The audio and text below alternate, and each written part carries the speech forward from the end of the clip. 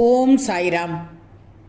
என் அன்பு குழந்தையை, மயிலைப் போல காகம் அழகு இல்லை, ஆனால் படையல் என்னவோ காகத்திற்குத்தான் வைக்கிறார்கள்.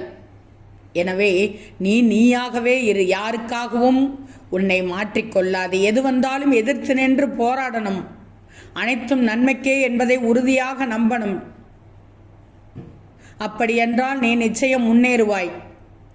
உன் மனதில் எதிர்காலத்தை பற்றிய பயம் இருந்தால் அதை தூக்கி எறிந்துவிடு. ஏதோ சில காரணத்திற்காக நீ ஒருவரை இழந்திருக்கலாம். ஆனால் அதனை இப்போது யோசிக்கும் போது, இதற்காகவா பிரிந்தோம், இது பிரியும் அளவிற்கு பெரும் காரணமில்லையே அப்படின்னு தோணுதில்ல. விட்டு விடுங்கள். ஆனால் ஒன்று, இன்னைக்கும் அவங்க மேலே அன்னைக்கு இருந்த அதே கோபம் உங்களுக்கு இருக்குமான்னு கேட்டால் இருக்கவே இருக்காது. அதே ஈகோ இருக்குமான்னு கேட்டால் கண்டிப்பாக இருக்காது. அதையும் தாண்டி இன்றளவும் அன்பு இருக்குமான்னு கேட்டால் கண்டிப்பாக இருக்கும், அளவு கடந்து இருக்கும்.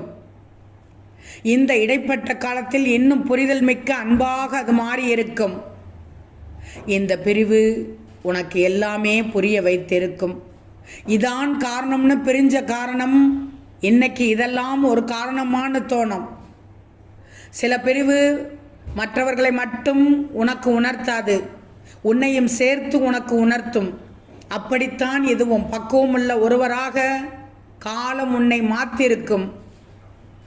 அதை ஒரு சிலரை இழந்துதான் புரிய வேண்டியதாக அமைவதுதான் இந்த வாழ்க்கையில் உனக்கு வழியாக இருக்கிறது. உண்மைதானே? ஆம் தங்கமே, வந்து விழுகிற எல்லா கற்களும் விழுந்த இடத்திலேயே மூழ்கி கிடக்க தன் போக்கில் இலக்கை நோக்கி போய்கொண்டிருக்கிறது நதியானது.